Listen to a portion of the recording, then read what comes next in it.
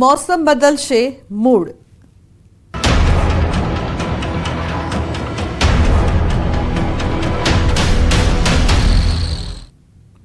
તો રાજ્યમાં ગરમીની પરિસ્થિતિ અંગે હવામાન વિભાગે આગાહી કરી છે।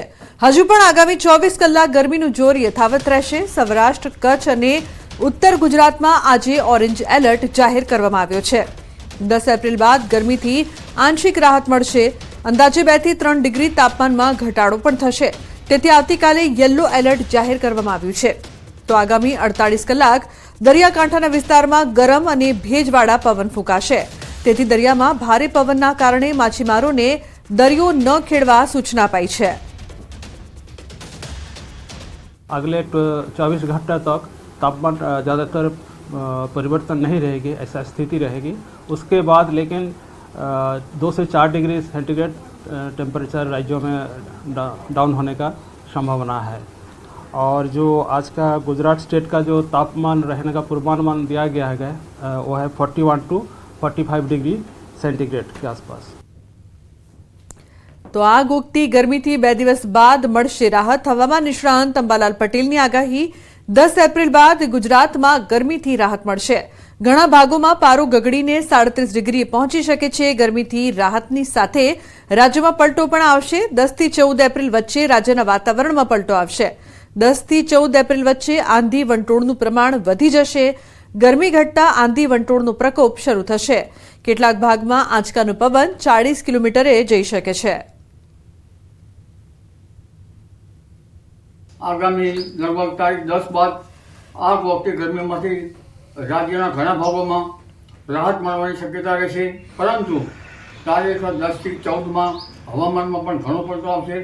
भारे आंधी वंटोळनुं प्रमाण वधशे अने सामान्य रीते मध्य गुजरातना भागों में अमदावाद, गांधीनगर वगैरह भागों में पण पवननुं जोर रहेशे अने કેટલાક भागमां सामान्य पवन 10 किलोमीटरनो अने आंचकानो पवन लगभग 40 किलोमीटर प्रति अवरનો રહેવાની શક્યતા રહેશે।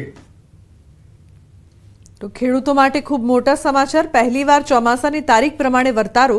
આગાહીકાર રજનીકાંત લાલાણીનું અનુમાન। આવતું ચોમાસું મધ્યમ સાધારણ રહેશે। છેલ્લા 25 વર્ષથી રજનીકાંત લાલાણી કરે છે આગાહી। વર્ષા વિજ્ઞાન મંડળ જૂનાગઢના સભ્ય છે લાલાણી। 24 પરિબળોના અભ્યાસ પરથી ચોમાસાનું અનુમાન તારીખ સાથે ચોમાસાના વરસાદનો વર્તારો, વાવણીથી લઈને ચોમાસાની વિદાય સુધીની તારીખ, અલગ અલગ 2 તબક્કામાં વાવણી થવાનું અનુમાન છે। શ્રાવણ મહિનામાં વરસાદની સંભાવના નહિવત રહેશે। તો વાવણી બાદ એકાદ મહિનો ખેંચાઈ શકે છે વરસાદ। આખા ચોમાસામાં કુલ 43 દિવસ વરસાદ પડવાની શક્યતા છે।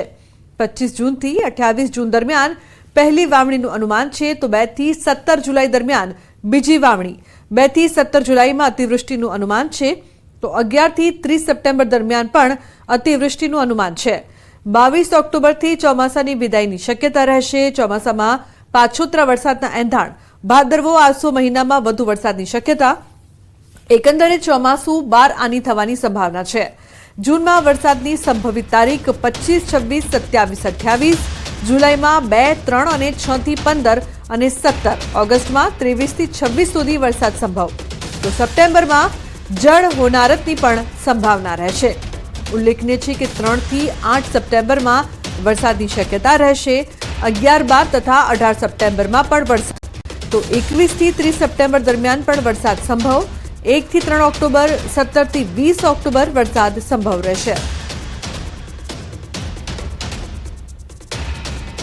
ગુજરાતવાસીઓ આગ ઝરતી ગરમીમાંથી મળશે રાહત। આગાહીકાર પરેશ ગોસ્વામીની મોટી આગાહી। આવતીકાલથી ગરમીમાંથી મળશે આંશિક રાહત। 11 થી 15 એપ્રિલ સુધી તાપમાન 40 ડિગ્રીથી નીચે રહેશે। 5 દિવસ ગરમીથી આંશિક રાહત મળશે। આવનારા દિવસની અંદર હવામાનમાં એક મોટો પલટો આવે તેવી શક્યતાઓ છે। હવામાનમાં ઘણા બધા ફેરફારો થાય તેવી શક્યતાઓ છે। બંગાળની ખાડીની અંદર અત્યારે એક હળવું દબાણ રચાઈ રહ્યું છે।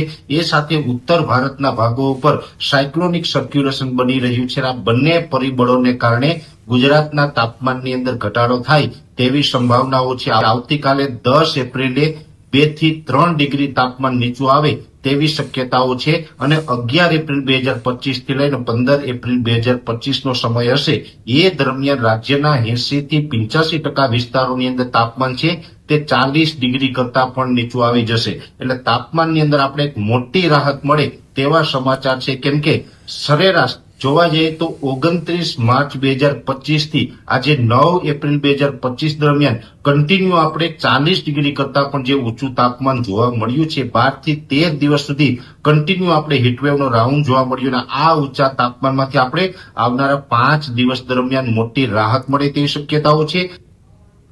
તો ડાંગ જિલ્લામાં ગરમીનું પ્રમાણ યથાવત રહેશે। સાપુતારામાં સતત બીજા દિવસે ગરમીથી લોકો પરેશાન છે। ડાંગ જિલ્લામાં વઘઈમાં ગતરોજ 44 અને આજે 42 ડિગ્રી તાપમાન નોંધાયું છે। ગિરિમથક સાપુતારામાં દિવસ દરમિયાન તાપમાન 38 ડિગ્રી સાથે રસ્તાઓ સુમસામ જોવા મળ્યા। વધતી ગરમીના કારણે સાપુતારામાં પ્રવાસીઓનો ધસારો ઘટી રહ્યો છે। નાના વેપારીઓની ચિંતામાં વધારો થયો છે।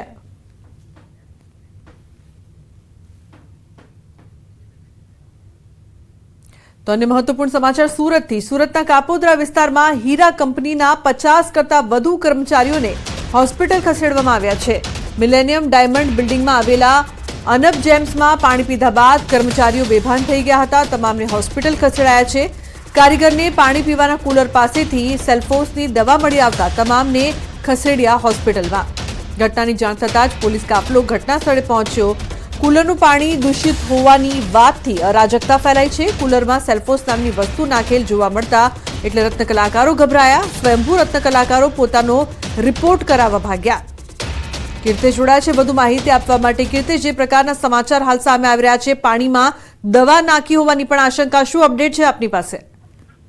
બિલકુલ, સુરતના કાપોદ્રા વિસ્તારની આ ઘટના છે કે જ્યાં હીરા કારખાનામાં કારીગરો જે કુલરમાંથી પાણી પીતા હતા ત્યાં આગળ ફોસ્ફરસની દવાનું કાગળ મળી આવ્યું એટલે કે શંકા એવી જઈ રહી હતી કે ફોસ્ફરસની દવા પાણીના કુલરમાં નાખવામાં આવી હોય, જેને લઈને જે રત્ન કલાકારો છે તે સ્વયંભૂ હોસ્પિટલ પહોંચી રહ્યા હતા કારણ કે પાણીમાં ઝેરી દવા નાખ્યા હોવાની આશંકા બાદ કોને પાણી પીધું છે અને કોને તેની અસર છે તેને લઈને એક ડરનો માહોલ ઉભો થયો હતો, ખાસ કરીને કારખાના। બિલકુલ, આભાર સમગ્ર માહિતી બદલ।